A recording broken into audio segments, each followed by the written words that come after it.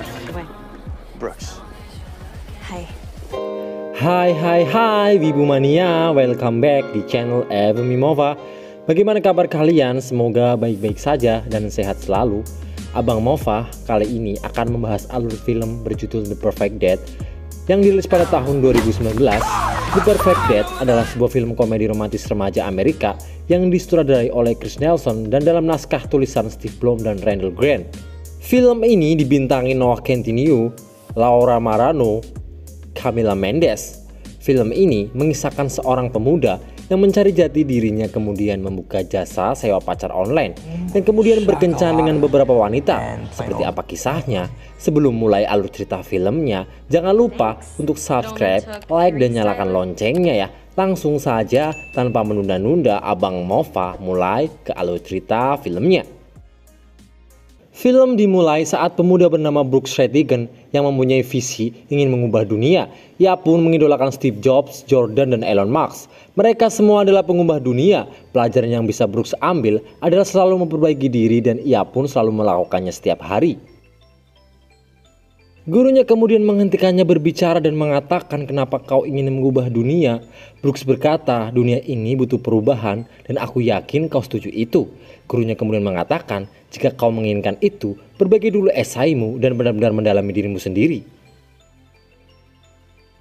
Berpindah saat Rattigan dan Moore berada di restoran yang ternyata selain sekolah mereka juga bekerja di sebuah restoran.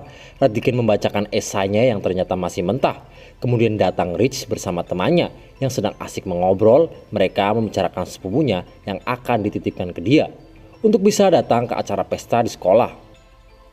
Pamannya pun memberikan sejumlah uang, tetapi sebenarnya ia tidak menginginkan hal tersebut. Rattigan lantas mengatakan, "Aku mau mengantarkan sepupumu dengan syarat Rich meminjamkan mobilnya." Di malam hari, Rattigan mengabari Moop bahwa mobil Rich luar biasa, tetapi Moop menanggapinya dengan sepele, itu hanya sebuah mobil.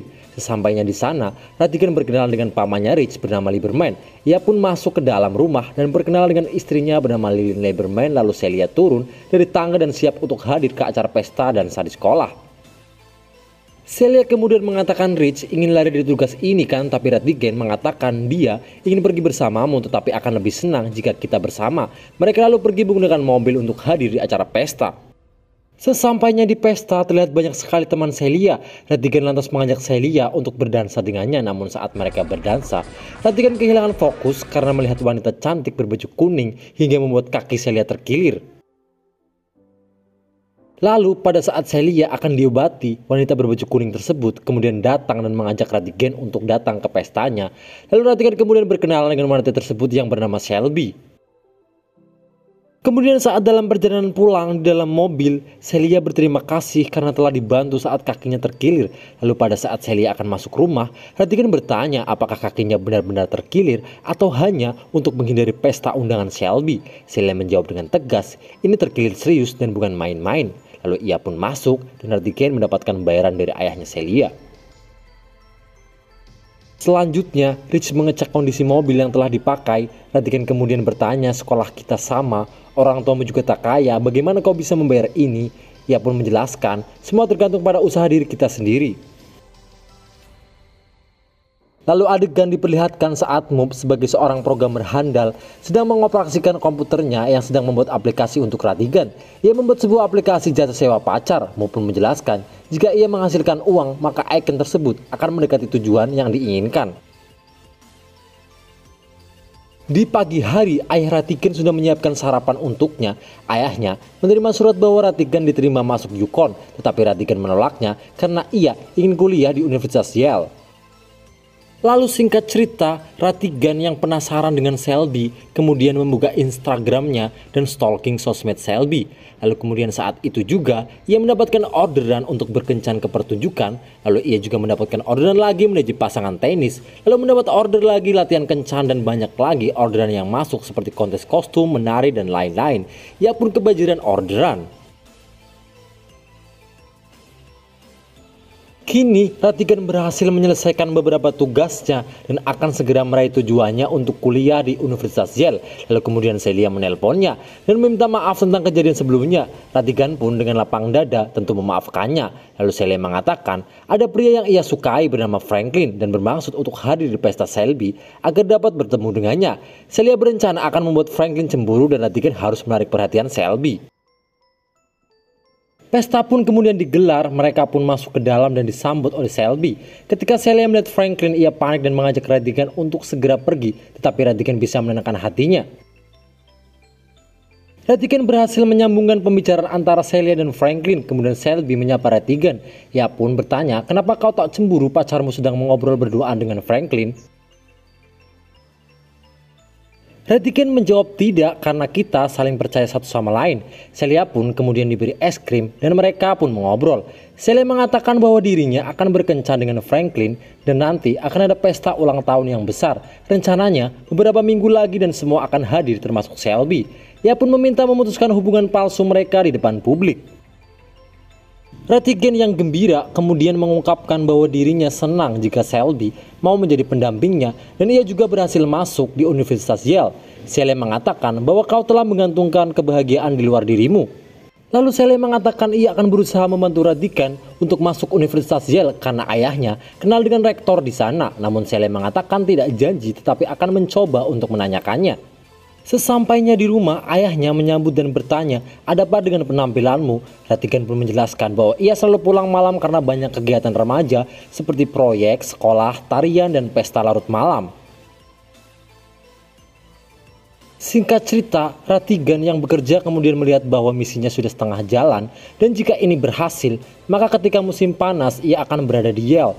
Mobs lantas berkata, kita biasanya punya bahan perbincangan dan menghabiskan banyak waktu bersama, tetapi kali ini sangat jarang. Ratigan kemudian mengatakan bahwa ia berjanji hari Sabtu nanti akan dia kosongkan agar bisa bermain bersama Mobs. Ratigan kemudian mendapat orderan lagi untuk berpura-pura sebagai orang bodoh di depan orang tua seorang gadis. Lalu ia kemudian mendapat telepon dari Celia. Celia menanyakan apakah besok jadwalnya kosong. Ratigan pun menjawabnya untuk Celia selalu kosong. Celia mengabarkan bahwa dirinya akan diwawancarai oleh Direktur Universitas Yale dan besok Celia akan menjemputnya dan mengantarkannya ke sana. Esok harinya pada saat akan pergi, Celia meminta Ratigan untuk melepaskan kacamata dan kardigannya karena ia tidak menyukainya. Mereka pun langsung berangkat menuju universitas. Ratigan kemudian disuruh untuk menemui dekan universitas tersebut. Kemudian dekan tersebut meminta untuk menjelaskan siapa dirinya. Lalu setelah itu dilihat dari nilai, Ratigan sudah masuk sebagai kandidat sempurna untuk Yale. Tapi dekan tersebut menjelaskan bahwa dirinya saat ini senang dengan lebah dan madu yang seketika ternyata obrolan mereka menyambung. Setelah selesai diwawancara, Ratigan pun disuruh untuk membawakan berkasnya dan sekalian sebotol madu. Celia kemudian bertanya, apa maksudnya bertukar madu? Ternyata Ratigan sudah melakukan riset sebelumnya dan ini bagian dari usahanya untuk masuk Yale. Celia pun membalas argumen dari Ratigan bahwa para gadis membayarmu untuk berbohong, sekarang kau lakukan semua untuk dirimu sendiri. Tapi Ratigan beralasan, meriset profil dekan universitas adalah usaha yang murni sehingga obrolannya bisa nyambung. Celia lantas berkata, Rich mempunyai mobil BMW karena ayahnya berselingkuh. Lalu Celia bercerita, di dalam mobil bahwa dirinya selalu dianggap tangguh oleh orang tuanya, tetapi sebenarnya Celia terlalu takut menunjukkan siapa dirinya sebenarnya. Lalu adegan berpindah saat berada di sebuah restoran. Mobs, Ratigan dan Celia kemudian makan malam bersama. Lalu saat Ratigan sedang membayar ke kasir, Mobs menjelaskan tentang keluarga Ratigan. Orang tua mereka bercerai, ibunya menikah dengan dokter anak yang kaya. Mereka punya 2 anak dan setiap tahun mereka mengirim Ratigan dan ayahnya kartu Natal dengan foto keluarga baru. Kemudian setelah itu Celia mengantarkan Ratigan untuk pulang dengan rasa bahagia. Singkat cerita, Celia kemudian kencan dengan Franklin. Franklin yang gugup saat bertemu Celia karena saat itu Celia sedang berpacaran dengan Ratigan. Celia pun menjelaskan bahwa hubungan mereka adalah hubungan modern, jadi kami tidak memiliki kebebasan hak satu sama lain. Franklin menjelaskan bahwa hubungan mereka seperti kumbang yang manis yang bergerak ke arah yang sama. Celia kemudian mengatakan bahwa kami bukan kumbang dan kami akan segera berpisah secepatnya. Lalu Franklin bercerita, ia sangat menyukai seni menggambar di jalanan. Celia seolah tak percaya karena dirinya tak menyukai hal itu. Franklin pun melanjutkan bahwa karyanya adalah sebuah bayi bertopeng gas di jalan. Karya tersebut sebenarnya dibenci oleh Celia, tetapi Celia berpura-pura untuk memujinya. Ratigan lalu menelpon Celia untuk mengingatkan pesta yang akan dihadiri dan kemudian bertanya tentang kencannya dengan Franklin. Celia mengungkapkan kepada Ratigan dengan berpura-pura bahagia. Kemudian Celia yang nampak cantik sudah siap dijemput oleh Ratigan dengan mobil tuanya, tapi Ratigan masih fokus dengan HP-nya dan ketika melihat Celia, ia langsung terkagum dengannya.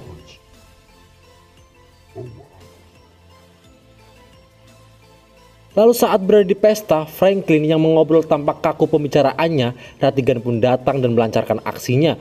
Ia pun berhasil menarik perhatian banyak orang, kemudian dia memutuskan hubungan palsunya dengan Celia yang disaksikan banyak orang. Franklin lalu mengejar Celia yang pergi, sementara Shelby mendatangi Ratigan dan mengajaknya berciuman dan berdansa. Di pagi harinya saat akan mulai bekerja, Ratigan tak menemukan Moobs. Ia digantikan oleh Toby. Lalu Toby mengatakan bahwa menurutnya Ratigan sangat egois, brengsek dan memikirkan diri sendiri. Ratigan kemudian mendapatkan orderan kencan bersama nenek-nenek. Di sana, nenek-nenek tersebut mengatakan bahwa cucunya lah yang memesankan di aplikasi tersebut. Ia pun bercerita, jalan pagi ini ia lakukan setiap hari selama 20 tahun bersama suaminya yang kini sudah meninggal. Dia sangat jelek wajahnya, aneh, tetapi aku tidak peduli mukanya karena dia membuatku tertawa dan nyaman saat di dekatnya. Nenek tersebut pun mengatakan jika ingin tahu kau cocok atau tidak dengan seseorang, maka kau harus duduk dan berbincang-bincang agar mengetahui apakah satu frekuensi atau tidak.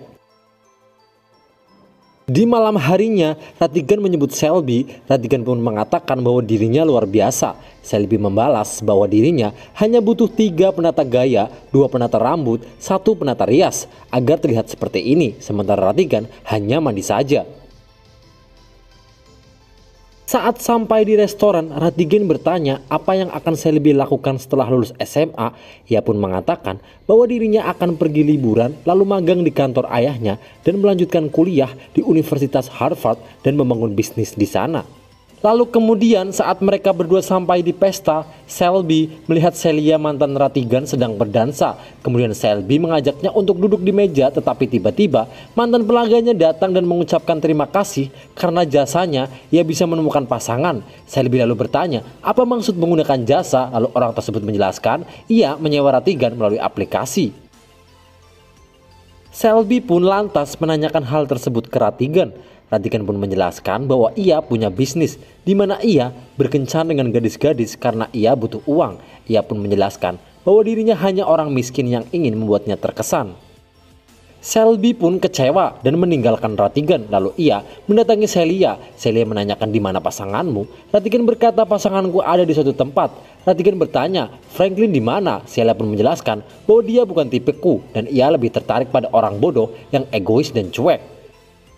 Ratigan lalu mengajaknya berdansa, tetapi Celia menolak karena ia tak ingin menjadi cadangan. Saat pulang, Ratigan menceritakan kejadian malam itu ke ayahnya yang menjelaskan bahwa ia membuka usaha kencan dan menjadi pria pengganti untuk menggalang dana agar dia bisa kuliah di Yale. Ia juga menjelaskan menjalani hal tersebut hanya untuk menemukan jati dirinya. Ayahnya kemudian berkata, kau hanya perlu memikirkan siapa dirimu di masa lalu dan bandingkan seperti apa masa depan yang diinginkan. Dan kau bagi perbedaannya dan itulah kau sekarang. Ratigan kemudian mencoba menghubungi Moobs tetapi tidak ada balasan. Ketika ada orderan masuk, ia pun membatalkan orderan tersebut. Adegan berpindah pada saat pulang sekolah, Rich bertanya kepada Ratigan tentang hubungannya dengan sepupunya. Ia pun berkenan meminjamkan mobil pada akhir pekan ini, tapi Ratigan menjawab itu tidak perlu karena itu hanya sebuah mobil. Di malam hari, Ratigan sedang mengetik sebuah surat, lalu esoknya pada saat di kantin sekolah, Celia datang menemuinya. Ia mengatakan bahwa dirinya sudah menghentikan aplikasi jasa kencan online dan dia pun tidak jadi masuk ke Universitas Yale dan memilih ke Universitas Yukon. Celia terheran-heran, namun Ratigan mengatakan jika ia harus berpura-pura menjadi orang lain untuk masuk ke sana, maka mungkin tempatku bukan di sana. Ratigan kemudian pergi meninggalkan sebuah kertas. Kertas tersebut berisikan tentang Celia. Ratigan menulis dalam surat tersebut bahwa beberapa bulan yang lalu ia menemukan pria yang hampa. Lalu ia pikir bisa diisi dengan mengemudikan mobil terbaik, mengencani gadis populer, atau pergi ke sekolah terbagus. Tapi semakin ia memiliki semuanya, semakin dalam perasaan hampa itu. Tapi setelah melalui itu semua, ada sedikit udara segar, dan itu saat aku sedang bersamamu. Aku tak tahu kau mau menerima aku atau tidak. Kalau tidak pun, aku siap menunggu. Di malam harinya, ayahnya mendapatkan surat penghargaan penulis visioner atas bakat sastra yang luar biasa. Lalu pada malam itu juga, Celia mendatangi rumah Ratigan dan mengajaknya untuk datang ke pesta. Mereka pun langsung OTW ke pesta yang ternyata tempat tersebut merupakan restoran tempat Ratigan bekerja. Restoran tersebut telah didekorasi oleh Mumps. Kemudian Ratigan bertanya kepada Celia atas pernyataan cintanya bahwa Celia mau menerimanya atau tidak. Celia pun menjawab bahwa ia mau menerimanya dan mereka pun akhirnya berdansa. Film pun selesai. Dan itulah tadi film The Perfect Date. Bagaimana seru bukan? Oke, sampai di sini dulu dong Abang Mova pamit undur diri. Untuk kalian yang suka dengan videonya, jangan lupa untuk klik tombol subscribe FMI Mova. Thank you.